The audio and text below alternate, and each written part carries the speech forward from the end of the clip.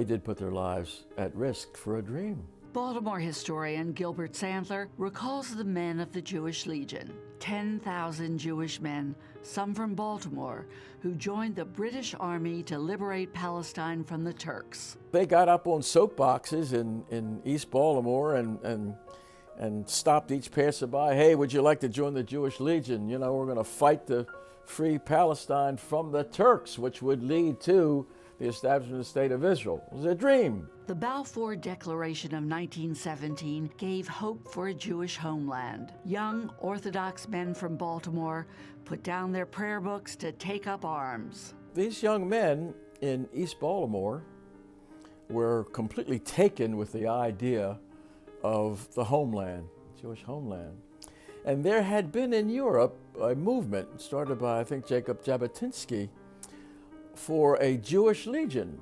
And they would wear the Magen David, the Star of David, on their arm. The would-be soldiers, most barely 18 years of age, traveled by train from Baltimore to a training camp in Halifax, Nova Scotia. Then they boarded the British troop ship Durham Castle for passage to England. They eventually wound up in Alexandria, Egypt in August of 1918. They knew they were going to go to England, and from there they knew they were going to go to the Holy Land, and they were going to participate in some way, they did not know how, in the fight to free Palestine from the Turks. As the troops crossed the desert, one soldier wrote, "We marched for miles and miles over the burning sands under the scorching sun with full equipment, full packs, rifles, and water bottles.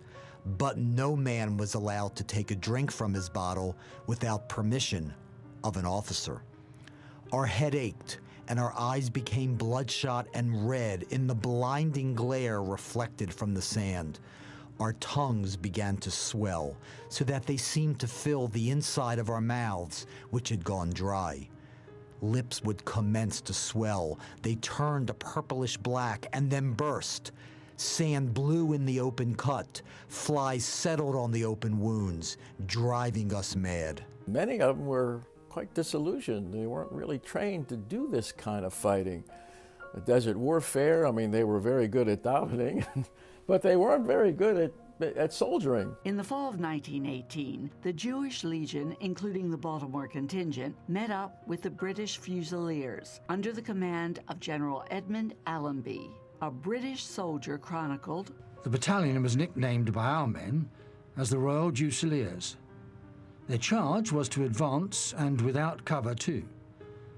They did remarkably fine work and possessed an extremely nice lot of officers." The Turks surrendered on October 21, 1918. Although the Baltimore contingent did not engage in direct fighting, their heroism and commitment is significant. They certainly played a vital role in the creation of Israel by setting an example of the uses of militancy in world diplomacy, and of course in creating leadership and in setting a tradition that down to this day is a part of our heritage.